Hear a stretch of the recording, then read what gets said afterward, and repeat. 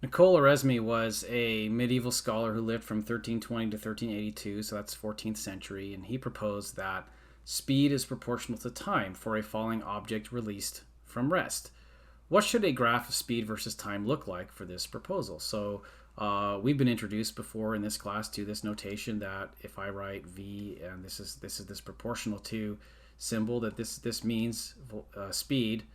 I mean, it could be velocity too, I guess, but I'm saying speed is proportional to time. But we're being asked to like sketch a graph of this and say, well, what does it look like? What's it going to look like? Is it going to be like a parabola? Is it going to be a circle? Is it going to be what's it going to? Is it going to be a triangle? I don't know. That probably wouldn't make sense.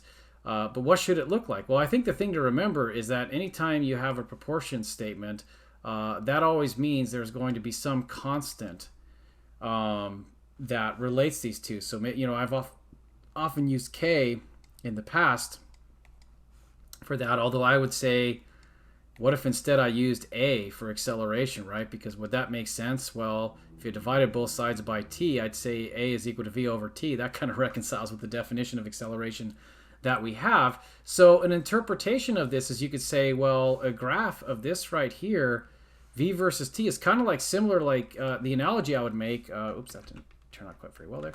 The analogy I would make is if I had an equation like y is equal to 2x, and I said, what's the graph of that? You'd know this is a line with a slope of 2, and because there's nothing added to it, you'd say the y-intercept is equal to 0. Well, in this case, I didn't say what a or k are, but that has the same role as this number 2. It's the slope.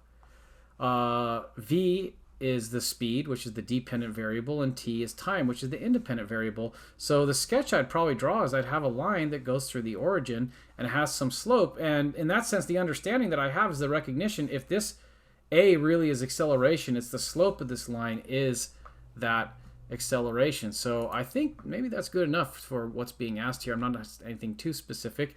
That's a pretty close match to the answer there. The only difference is I use the variables v and t versus the words speed and time.